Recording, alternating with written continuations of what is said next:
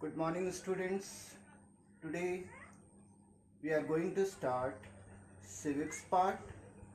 The first chapter of our book is chapter number 21, and the title of this chapter is Our Community Life, Unity in Diversity. सबसे पहले बच्चों ये समझना जरूरी है कि सिविक्स में हम पढ़ते क्या हैं। सिविक्स यानी कि सिविक्स में हम बेसिकली पढ़ते हैं कि हमें नागरिक होने के नाते हमारा क्या कर्तव्य है अपने देश के प्रति। हम लोग अपना अधिकार पढ़ते हैं, अपना ड्यूटी पढ़ते हैं, और साथ में हम लोग इसमें ये भी पढ़ते हैं कि हमारा दायित्व क्या है समाज के प्रति, सोसाइटी के प्रति।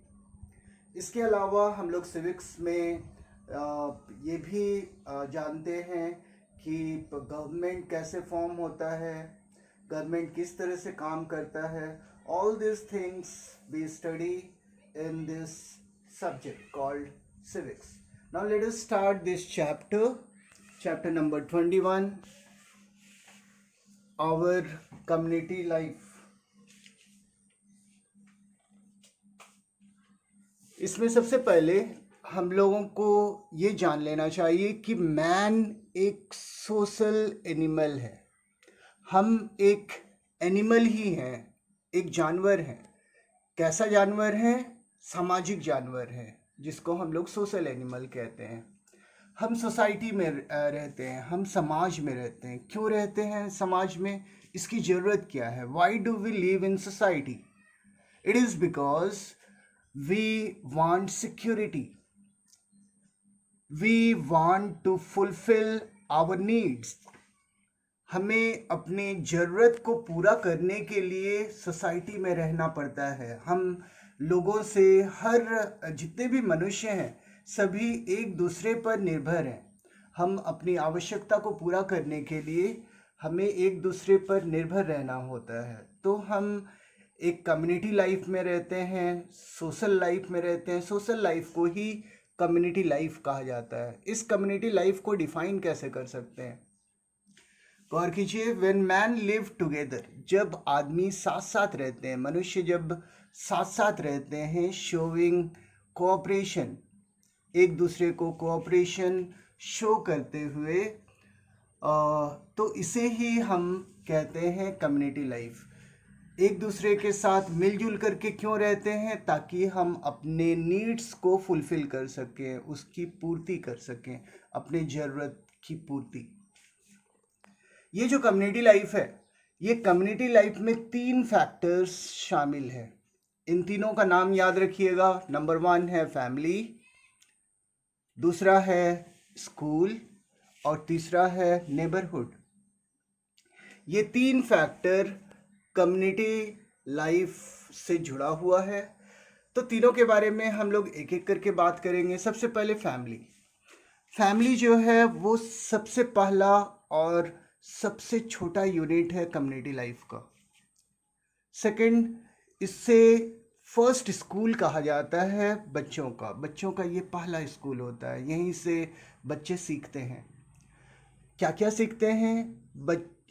चिल्ड्रन लर्न, आर छूट गया है, यहाँ पे आर डाल लीजिएगा। Children learn walking, talking, eating in family. Family में रह करके ही वॉकिंग, टॉकिंग, ईटिंग वगैरह चीज़ को सीखते हैं। They also learn mother tongue, वे मदर टंग भी सीखते हैं। To interact with other people, दूसरे लोगों से इंटरैक्ट करने के लिए। इसके अलावा बहुत सारे मॉरल वैल्यूज़ भी सीखते हैं फैमिली से ही।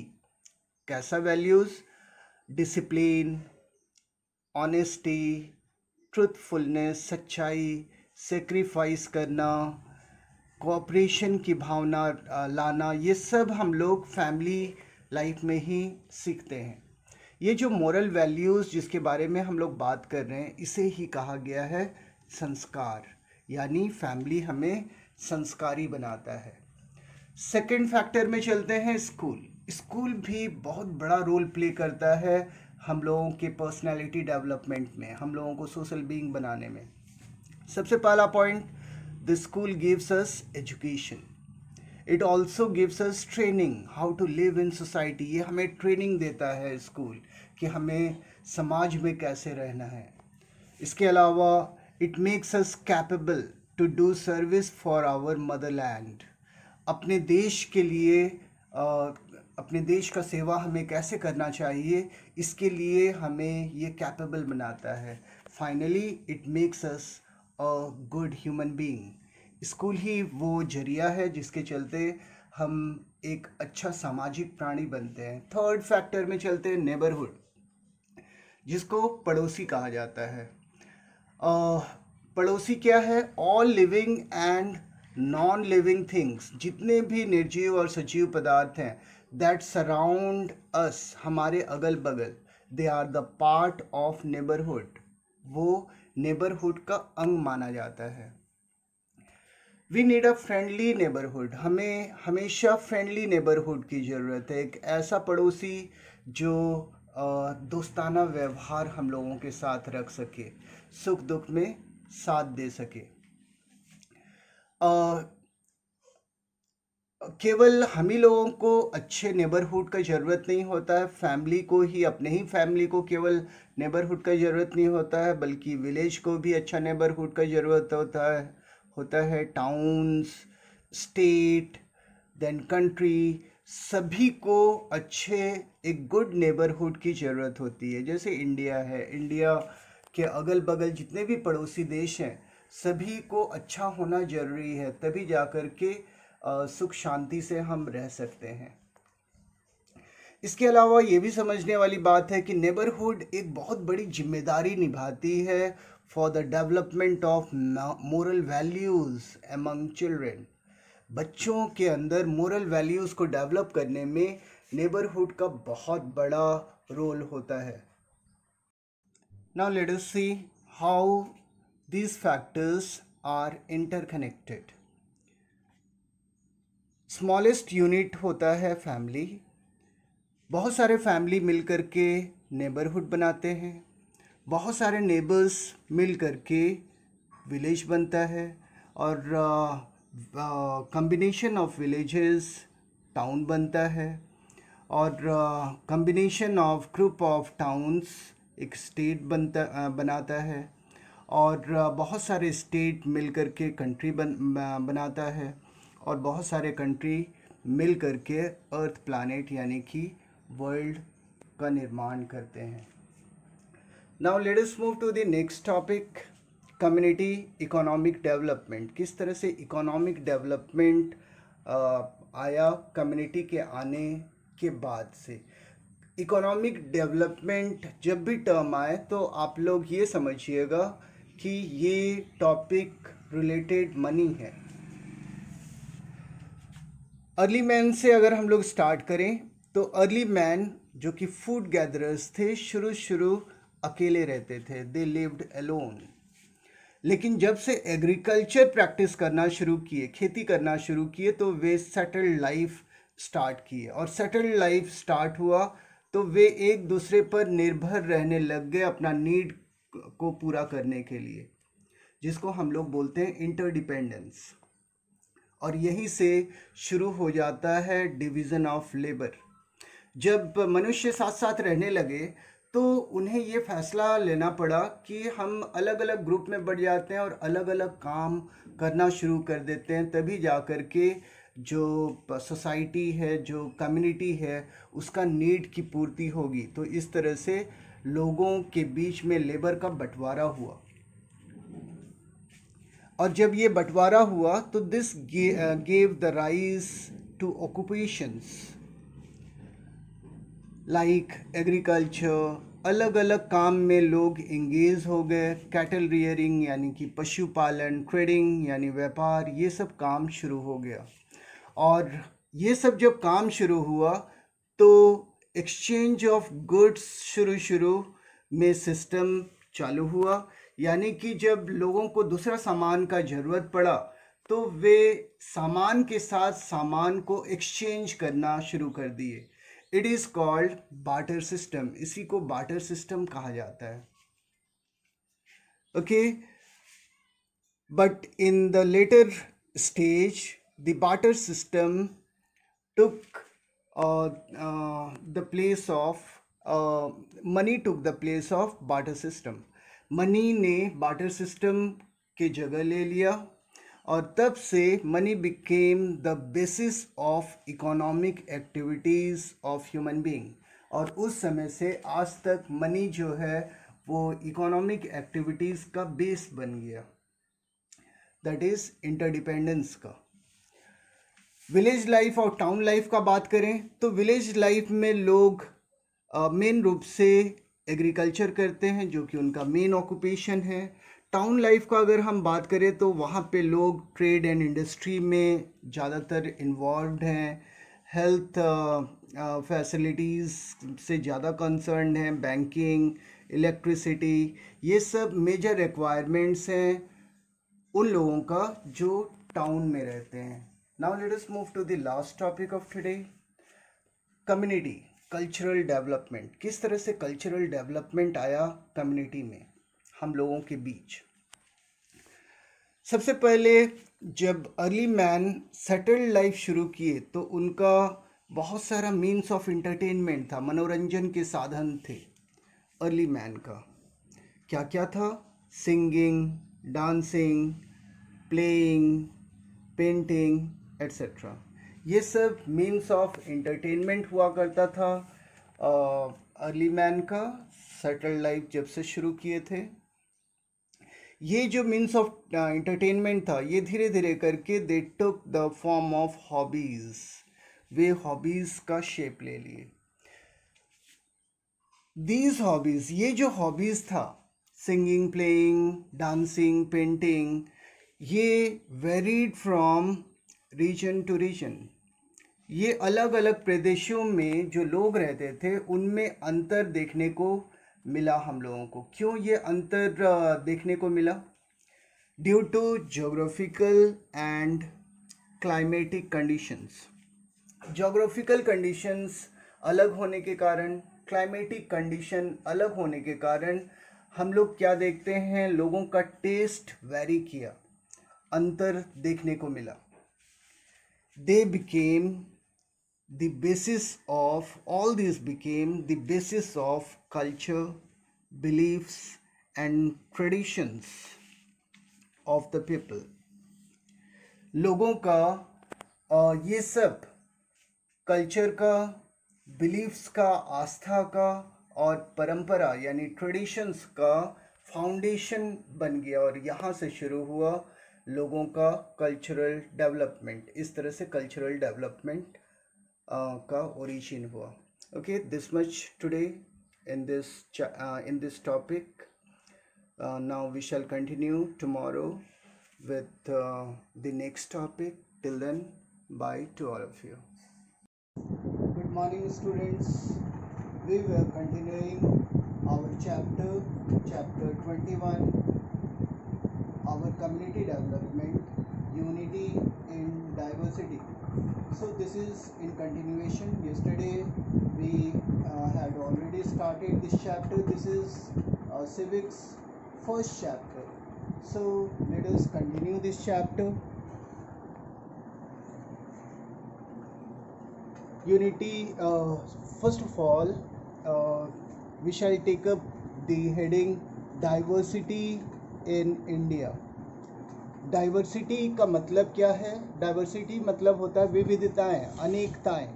इंडिया में बहुत सारी विविधताएं हैं, अनेकताएं हैं, यानी कि हम एक दूसरे से मेल नहीं खाते हैं। हमारे ही अंदर अलग अलग चीज़ें हमारे देश में मौजूद हैं।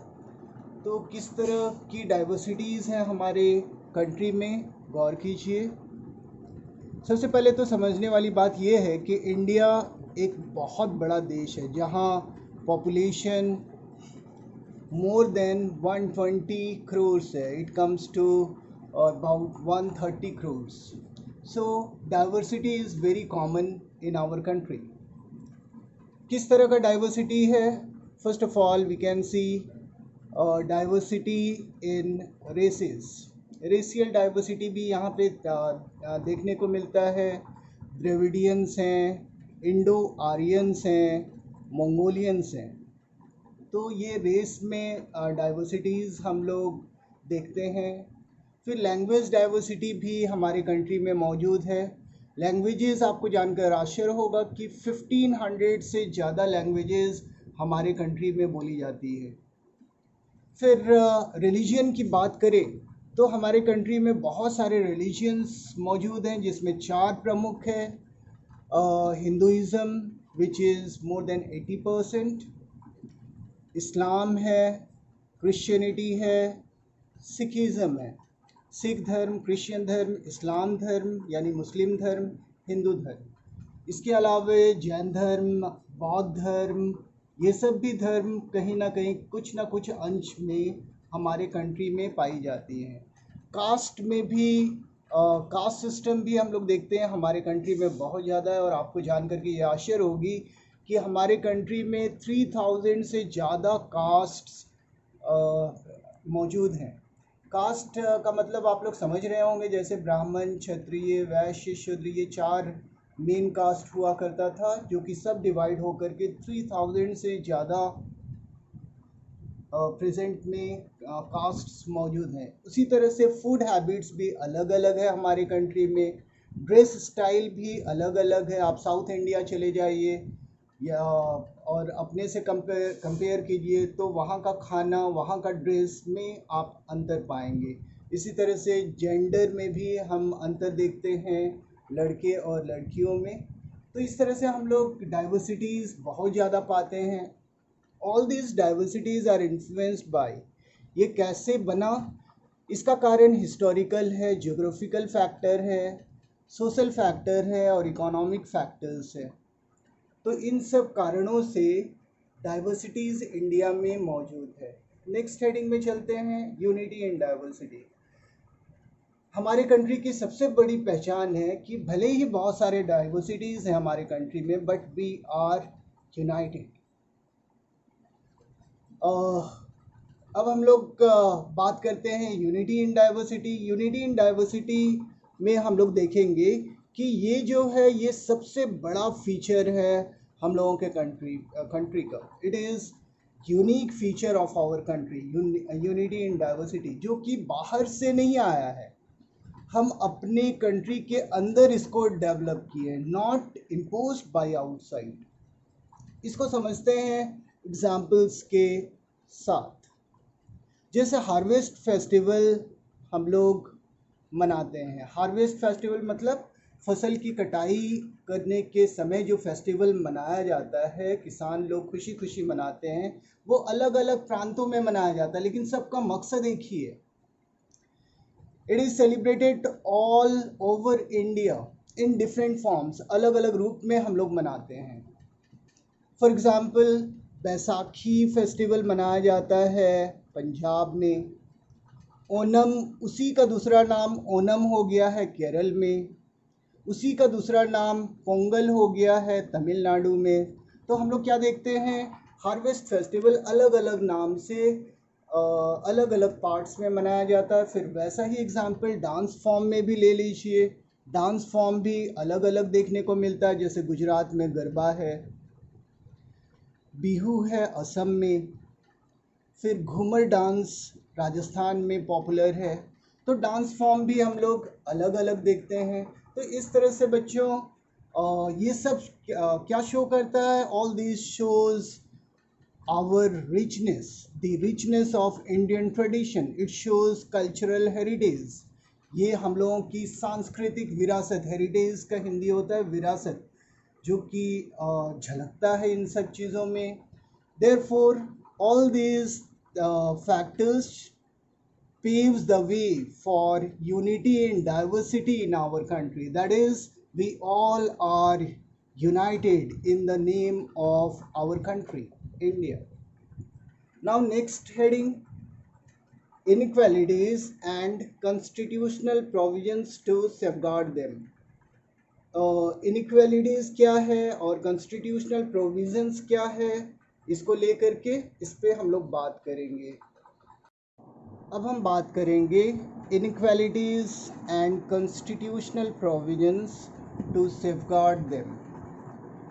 क्या क्या कॉन्स्टिट्यूशनल प्रोविजंस है इनइक्वालिटीज़ को प्रोटेक्ट करने के लिए हमारे कंट्री में, उसको हम लोग देख लेते हैं। हम अपने देश में देखते हैं डे टू डे लाइफ में इनइक्वालिटीज़ और डिस्क्रिमिनेशन एंड एक्सप्लॉयटेशंस, ये हर चीज़ के बावजूद भी मौजूद है।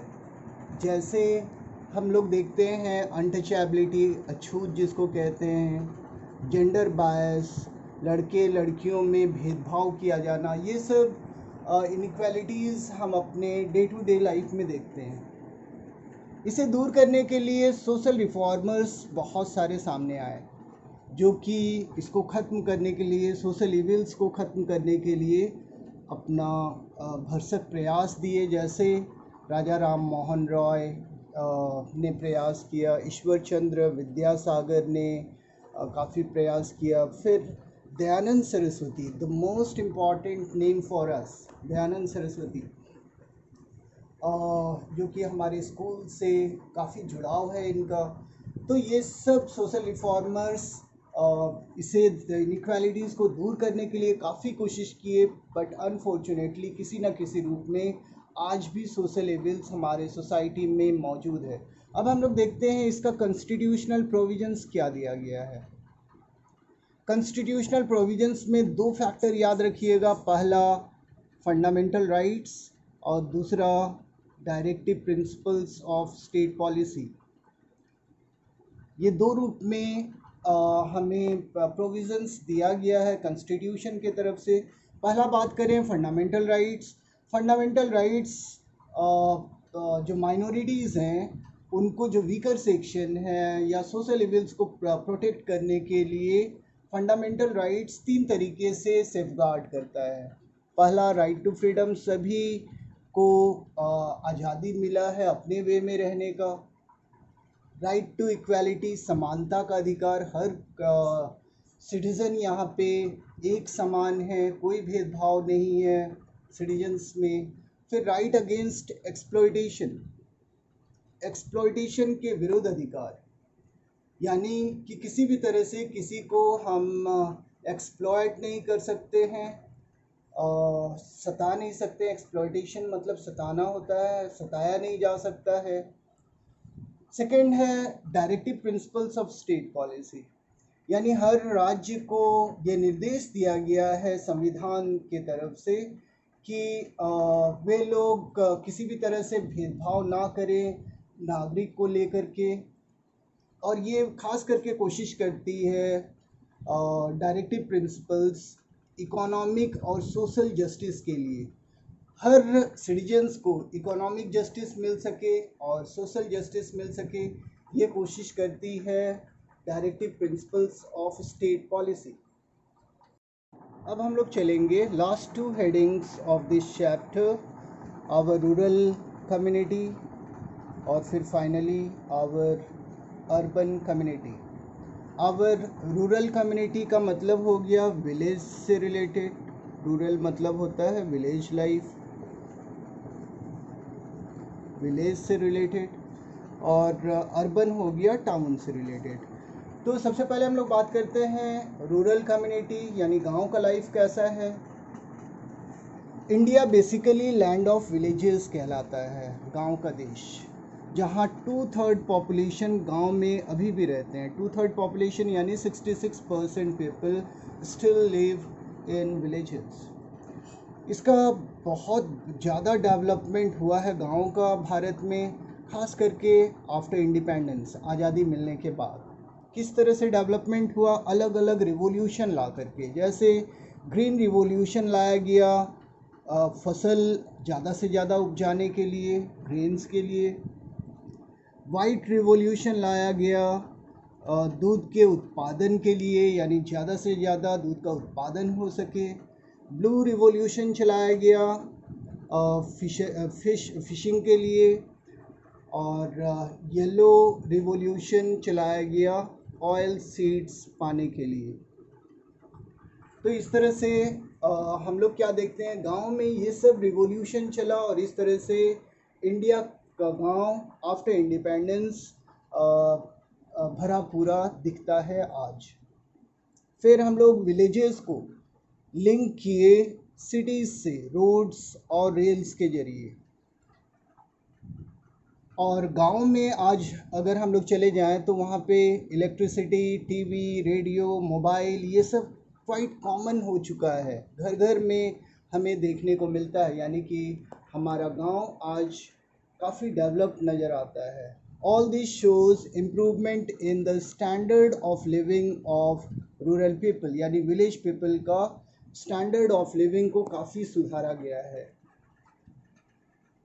हालांकि अभी भी हम लोग इस बात से इनकार नहीं कर सकते हैं कि गांव बहुत सारे प्रॉब्लम्स को फेस कर रही है आज भी, जैसे अंडर डेवलप्ड, यानी कि बहुत ठीक तरह से डेवलपमेंट नहीं आ पाया है। इनइक्वालिटी यानी कि असमानता आज भी मौजूद है। इलिटरेसी यानी अशिक्षा का समस्या आज भी है। अनएम्प्लॉयमेंट यानी बेरोजगारी की समस्या गांव में बहुत ज़्यादा है।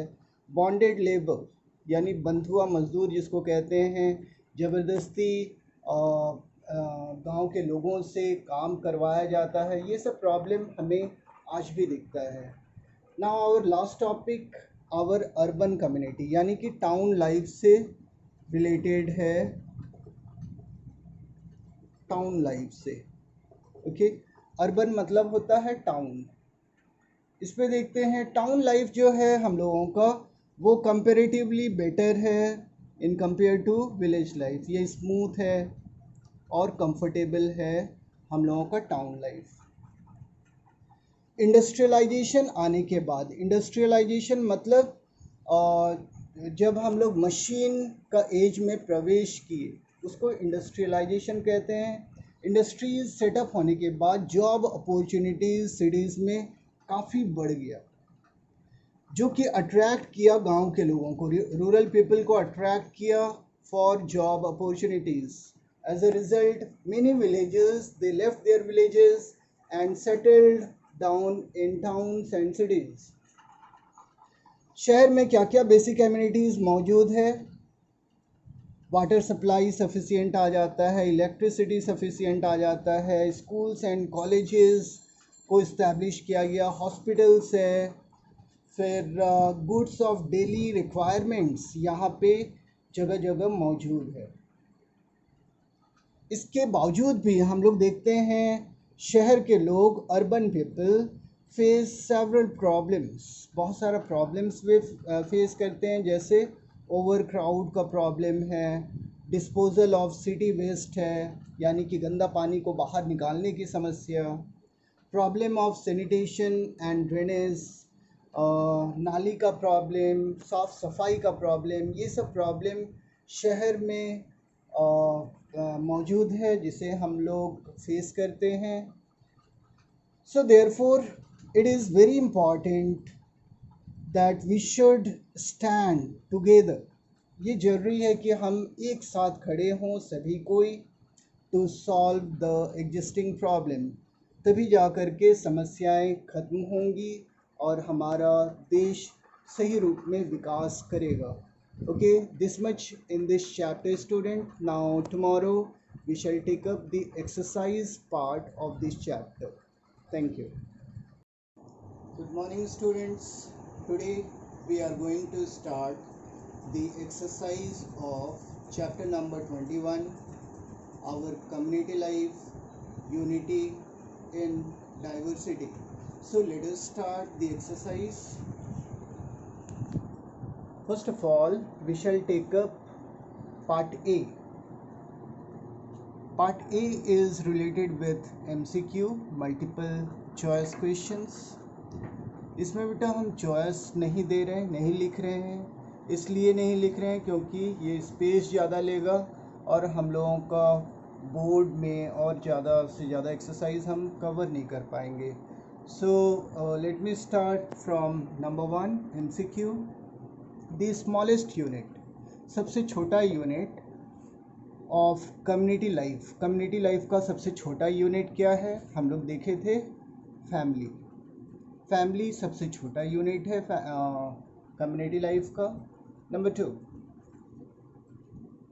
it is very essential to keep the environment, अपने वातावरण को हमें किस तरह से रखना चाहिए। आंसर क्या है? Clean and green. अपने वातावरण को हमें हमेशा क्लीन एंड ग्रीन रखना चाहिए, हरा भरा रखना चाहिए, साफ सुथरा रखना चाहिए। Number 3, economic development has made villages and towns. हम लोगों का जो इकोनॉमिक डेवलपमेंट है यानी आर्थिक विकास, वो टाउन्स एंड विलेजेस को क्या बना दिया? क्लोज टू ईच अदर, एक दूसरे के करीब बना दिया, एक दूसरे के करीब ला दिया। किसको? विलेजेस एंड टाउन्स को। जैसे जैसे हम लोगों का इकोनॉमिक एक्टिविटीज़ आगे बढ़ता गया, उससे रोड्स, ट्रेन से जोड़ना शुरू किया गया गाँव को, और इस तरह से शहर से गांव काफ़ी क्लोज हो गए। Number 4, which one of the following festivals, कौन सा festival is not a harvesting festival. 4 option में से हम लोगों को बतलाना है कि 4 में से कौन सा एक हार्वेस्टिंग फेस्टिवल नहीं है। आंसर इसमें है दिवाली। अदर 3 ऑप्शंस था ओनम, बैसाखी और एक था, तो वो सब हम लोग देखते हैं कि वो सब हार्वेस्ट फेस्टिवल है जिसको हम लोग एक्सप्लेनेशन में देख चुके थे, and Diwali is not a harvest festival. Number 5, the directive principles of state policy are helpful in achieving our national goal. Like, हम लोगों का नेशनल गोल को लाने में directive principles of state policy काफ़ी मदद करता है। कौन सा नेशनल गोल? हमें आंसर लेना है इकोनॉमिक जस्टिस। याद रखिएगा, directive principles of state policy ये डायरेक्शन देता है सभी स्टेट को कि आप सभी लोगों का, ऑल द सिटीजन्स का, जितने भी सिटीज़न हैं इंडिया में, सभी का आर्थिक विकास होना चाहिए, उन्हें न्याय मिलना चाहिए, यानी किसी भी तरह का भेदभाव या अमीरी गरीबी जैसा गैपिंग, खाई नहीं होना चाहिए। Okay, now let us move to the next part. Now part B. Part B is related with fill in the blanks. Number 1, several families living close to one another form a, बहुत सारे family मिलकर, several families living together, living close to one another, बहुत सारे family जब अगल बगल एक साथ रहते हैं तो हम लोग उसको क्या बोलते हैं? वो क्या बनाता है? फॉर्म मतलब बनाना, क्या बनाता है? नेबरहुड। वो नेबरहुड बनाता है, यानी हम लोगों का पड़ोसी बनाता है। Next is number 2, community life promotes a feeling of. जो कम्युनिटी लाइफ हम लोग लीड करते हैं, लोगों के साथ रहते हैं, सोशल लाइफ जिसको हम लोग कह सकते हैं, ये क्या चीज़ को प्रमोट करता है? टुगेदरनेस को प्रमोट करता है, साथ साथ रहने की भावना को प्रमोट करता है community life. Number 3, depending on one another, एक दूसरे पर निर्भर रहना, इसको क्या बोलते हैं? इसको बोलते हैं इंटरडिपेंडेंस। इसको क्या बोलते हैं? इंटरडिपेंडेंस, एक दूसरे पर निर्भर रहना। Now number 4, education makes us a good. शिक्षा, एजुकेशन हम लोगों को क्या बनाता है? ए गुड ह्यूमन बीइंग, वो एक अच्छा ह्यूमन बीइंग बनाता है। Number 5, India is mainly a land of. Answer is villages. India मुख्य रूप से किस चीज़ की धरती है? ये गांव की धरती है, because yesterday only we had seen that 2/3 of the total population live in India, that is 66.6% of Indian people live in villages. गांव में रहते हैं. Okay. Now let us move to the next part. Now part C. It is related with one word answer. एक word में हम लोगों को answer देना है. Number 1. Name the first school of a child. बच्चों का पहला स्कूल का नाम बताना है. Answer is family. परिवार से ही हम सबसे पहले सीखते हैं. Number 2. Name the harvest festival of Tamil Nadu. Tamil Nadu का हार्वेस्ट फेस्टिवल का नाम बताना है. Answer is Pongal. तमिलनाडु में जब फसल की कटाई की जाती है तो वे एक फेस्टिवल मनाते हैं जिसे पोंगल कहा जाता है. Number 3. What makes the fulfilment of our need possible. हम लोगों का नीड को फुलफिल करने में कौन सा फैक्टर हमें मदद करता है हम लोगों के ज़रूरत को पूरा करने में. आंसर है कोऑपरेशन. जब हम दूसरों के साथ कोऑपरेशन की भावना रखते हैं तभी हमारी जो नीड है उसकी पूर्ति होती है. हम अपना नीड कभी भी पूर्ति नहीं कर सकते हैं अगर हम लोगों के साथ दूसरे लोगों के साथ कोऑपरेशन की भावना ना रखें. Number 4. What forces the villagers to migrate to towns and cities. गांव के लोगों को कौन सा फैक्टर मजबूर किया, फोर्स किया कि वे गांव को छोड़ करके शहर, टाउन और सिटीज़ में जा कर के बस जाएं, शहरों और महानगरों में जाकर बस जाएं. Answer is job, occupation. यानी कि जॉब की तलाश लोगों को गांव से शहर की ओर ले गई. Number 5. Which factor has diluted the impact of India's economic progress. India का जो आर्थिक विकास है उसको कौन सा तत्व बुरी तरह से प्रभावित करता है डेवलप करने में, प्रोग्रेस करने में. इकोनॉमिक जो प्रोग्रेस है इंडिया का वो सबसे ज़्यादा किससे हैम्पर होता है. आंसर है पॉपुलेशन. पॉपुलेशन जैसे जैसे हम लोगों का बढ़ता है हम लोगों को इकोनॉमिक प्रॉब्लम्स फेस करना पड़ता है. So this much today students and tomorrow we shall move to part D. Okay, thanks a lot all of you. Good bye. Good morning students. We were doing the exercise of chapter number 21, our community life, unity and diversity. Till now we have completed part A, part B and part C. Today we are going to start part D of this chapter. So let us start part D, starting from first question. Question number 1.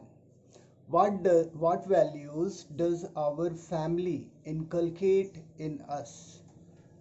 हम लोगों में कौन सा values का मतलब क्या है, मापदंड यानी मूल्य. क्या क्या मूल्य फैमिली हम लोगों के अंदर देता है, बच्चों के अंदर क्या क्या मूल्य फैमिली से मिलता है.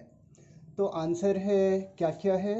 डिसिप्लिन यानी अनुशासन, ऑनेस्टी ईमानदारी, ट्रूथफुलनेस सच्चाई, सेक्रीफाइस बलिदान, कोऑपरेशन एक दूसरे से सहयोग करना. तो ये सब वैल्यूज़ हमें फैमिली से मिलता है, बच्चों को फैमिली से मिलता है. Now let us move to question number 2. How does school help us in our development. हमारे विकास में स्कूल कैसे हेल्प करता है. तो 2 पॉइंट है इसका. पहला, बाय गिविंग अस एजुकेशन शिक्षा देकर के हमारा विकास में स्कूल मदद करता है। Point number 2, by giving us training in the art of community living. Community living यानी कि सोशल लिविंग के आर्ट के लिए वो हमें ट्रेनिंग देता है स्कूल। तो इस तरह से स्कूल हमें हमारा विकास में हेल्प करता है। Now let us move to question number 3. How did economic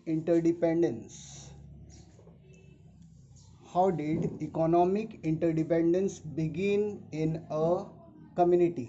community में किस तरह से इकोनॉमिक इंटरडिपेंडेंस का शुरुआत हुआ? आर्थिक एक दूसरे पर निर्भर रहने की जो प्रक्रिया है उसकी शुरुआत कैसे हुई हम लोगों में, यानी ह्यूमन बीइंग में? तो आंसर स्टार्ट करते हैं। द इकोनॉमिक इंटरडिपेंडेंस, आर्थिक परस्पर निर्भरता शुरू कब हुई? Began with the beginning of community life. जब हम लोगों का कम्युनिटी लाइफ शुरू हुआ उसी समय से इकोनॉमिक इंटरडिपेंडेंस शुरू हो गया, जब हम लोगों का सोशल लाइफ शुरू हुआ। और वो समय तब का है when we exchanged goods with goods, जब हम लोग सामान के बदले में सामान को एक्सचेंज करना शुरू किए, जिसको बार्टर सिस्टम कहते हैं। और we exchanged goods with money, या सामान के बदले में हम मनी सिस्टम को लेकर के आए। उस समय से हम लोगों का इकोनॉमिक इंटरडिपेंडेंस की शुरुआत हुई। Now let us see the question number 4. Write any 4 essential services. 4 essential services हम लोगों को बताना है, commonly required by rural as well as urban communities. गांव के लोगों और शहर के लोगों दोनों ही प्रकार के लोगों के लिए 4 एसेंशियल सर्विसेज जो कि उनको ज़रूरत है, 4 प्रकार का एसेंशियल सर्विसेज हम लोगों को बतलाना है। बहुत ही इजी क्वेश्चन है। पहला है ड्रिंकिंग वाटर, गांव और शहर के लोग दोनों ही लोगों को ज़रूरत होती है। देन सेकंड इज़ इलेक्ट्रिसिटी, बिजली की, हॉस्पिटल के बगैर हम नहीं रह सकते हैं। And fourth is school. तो ये 4 पॉइंट है, और भी बहुत सारे फैक्टर्स हैं। इन 4 पॉइंट्स को हम लोग ले रहे हैं कि गांव और शहर दोनों प्रकार के लोगों के लिए ये 4 चीज़ का ज़रूरत है। Now last question number 5. Name the main factors. Main factors हम लोगों को बतलाना है responsible for green revolution in India. India में ग्रीन रिवॉल्यूशन का शुरुआत कैसे हुआ, उसका मेन फैक्टर्स हम लोगों को बोलना है। बच्चों, आप लोगों को ये समझना चाहिए कि ग्रीन रिवॉल्यूशन जो टर्म है वो क्या है। एक्चुअली जब इंडिया आज़ाद हुआ था 1947 में, तो उस समय हम लोग देखते हैं कि इंडिया में खाद्यान्न की, यानी कि अनाज की समस्या पैदा हो गई थी, जिसके चलते गवर्नमेंट को ध्यान देना पड़ा एग्रीकल्चर को डेवलप करने के लिए। तो ग्रीन रिवॉल्यूशन की शुरुआत हुई। इसकी शुरुआत 1960s के दशक में हुई। 1966-67 में हम लोग देखते हैं कि ग्रीन रिवॉल्यूशन की प्रक्रिया शुरू की गई इंडिया में, जिसमें MS स्वामीनाथन का नाम बहुत ही इम्पॉर्टेंट है। और जब ग्रीन रिवॉल्यूशन शुरू हुआ तो एक इसको हिंदी में कहते हैं हरित क्रांति। और हरित क्रांति आई और प्रोडक्शन एग्रीकल्चर के फील्ड में काफ़ी बढ़ गया। तो उसको बढ़ाने में कौन कौन सा फैक्टर्स मदद किया? पहला है न्यू एग्रीकल्चरल इम्प्लीमेंट्स, तरह तरह का इम्प्लीमेंट्स को लाया गया एग्रीकल्चर के फील्ड में। सेकंड है फर्टिलाइजर्स आया। थर्ड है फाइनेंसेस, लो इंटरेस्ट में फाइनेंसेस अवेलेबल किया गया फार्मर्स को। And last is irrigation facilities, यानी सिंचाई का साधन को, तरह तरह का सिंचाई का साधन को अपनाया गया। तो इस तरह से हम लोग देखते हैं ग्रीन रिवॉल्यूशन इंडिया में आया है। This much today. related to part D of the exercise of this chapter, and tomorrow we shall start part E. Till then, goodbye. Good morning, students. We are doing chapter number 21, our community life, unity in diversity. We are in part E and we have to start question number 1. So let us begin. Question number 1. How did the community life begin? First of all, we shall come to know about the word community life. Community life आखिर कहते किसको हैं, उसको हम लोग पहले समझ लेंगे. कम्युनिटी लाइफ का मतलब है कि अ ग्रुप ऑफ पीपल का एक ग्रुप जो कि कोई कॉमन इंटरेस्ट को शेयर करते हैं. जैसे टीचर्स एक कम्युनिटी है, डॉक्टर एक कम्युनिटी है, इंजीनियर एक कम्युनिटी है, बिजनेस मैन जो है वो एक कम्युनिटी है. जेंडर में हम लोग ले लें तो फीमेल एक कम्युनिटी है, मेल एक कम्युनिटी है. तो इस तरह से हम लोग क्या देखते हैं कि हम लोग बहुत सारे कम्युनिटीज़ में बटे हुए हैं फॉर कॉमन इंटरेस्ट के लिए. एक दूसरे का जो इंटरेस्ट की बातें हैं उसके वो हमें जोड़ता है एक कम्युनिटी से. सवाल यहाँ पे है कि ये कम्युनिटी लाइफ की शुरुआत कैसे हुई. How the community life began. So let us start the answer. When early man started leading a settled life. जब अर्ली मैन सेटल्ड लाइफ शुरू किए. सेटल्ड लाइफ कब से शुरू हो रहा है हम लोगों का, अर्ली मैन का? एग्रीकल्चर करने के बाद से सेटल्ड लाइफ स्टार्ट हो जा रहा है. उसके बाद से हम लोग देख रहे हैं different people started doing different jobs. अलग अलग जॉब्स करना, अलग अलग काम करना शुरू कर दिए लोग. जैसे जैसे हम लोगों का जब से सेटल्ड लाइफ शुरू हुआ उसके बाद से the needs and requirements of human being compel them to live together. हम लोगों की ज़रूरतें एक दूसरे के साथ बांध करके रखी और नीड्स और रिक्वायरमेंट्स हमें मजबूर किया, कंपेल किया कि हम साथ साथ रहें. वी शुड लिव टुगेदर, साथ साथ लाइफ को लीड करें. ये जो साथ साथ रहने का जो भावना आया, यहीं से शुरू होता है कम्युनिटी लाइफ. यही है फाउंडेशन कम्युनिटी लाइफ का, the dependence on one another. ये जो फीलिंग है एक दूसरे पर निर्भर होने की, this feeling gave the rise to community life. यहीं से कम्युनिटी लाइफ की शुरुआत हुई. Question number 2. How does the cultural exchange help in community development. Question का मतलब है कि संस्कृति का जो एक्सचेंज हुआ हम लोगों के बीच में, ये किस तरह से कम्युनिटी डेवलपमेंट को प्रभावित किया, मदद किया.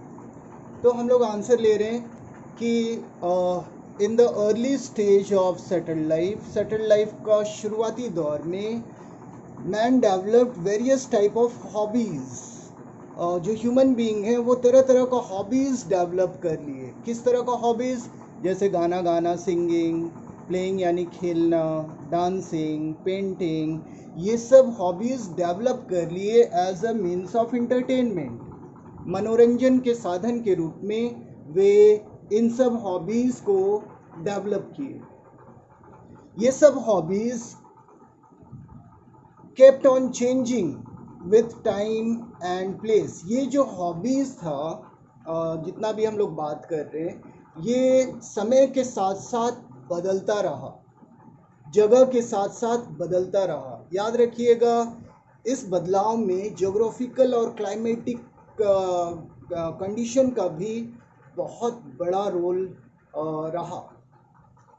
सो द इंटरेक्शन, उस ये जो बदलाव आया और उसके बाद जो हम लोगों के बीच में इंटरेक्शन हुआ एमंग ग्रुप्स, अलग अलग ग्रुप्स के बीच में जो इंटरेक्शन हुआ, जो बातचीत हुआ, जो मुलाकात हुआ, जो मीटिंग्स हुआ, जो the interaction among various communities, जो अलग अलग ग्रुप्स ऑफ कम्युनिटीज़ थे उनके बीच में जो मुलाकात हुआ, that influenced the beliefs and traditions, वो हमारी आस्था और परंपराओं को प्रभावित किया।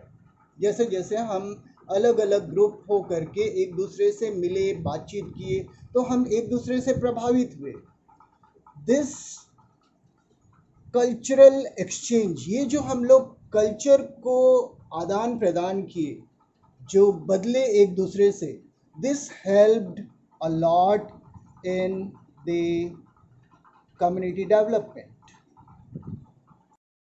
Question number 3, distinguish between, distinguish मतलब होता है अंतर बताइए, distinguish between rural and urban communities, यानी गांव का लाइफ और शहर का लाइफ में क्या अंतर है वो हमें बतलाना है।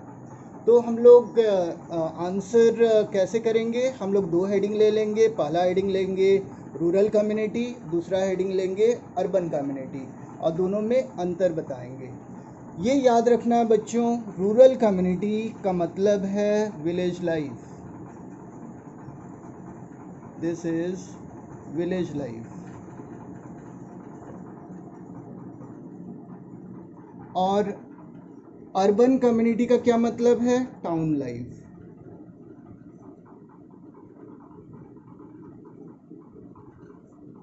ओके, टाउन लाइफ और विलेज लाइफ में क्या अंतर है हम लोगों को बतलाना है। फर्स्ट हम लोग ले रहे हैं फर्स्ट पॉइंट कि रूरल कम्युनिटीज़ में यानी कि विलेज लाइफ में एग्रीकल्चर मीन्स ऑफ लाइवलीहुड है, यानी कि आजीविका का साधन गांव के लोगों के लिए खेती है मुख्य रूप से।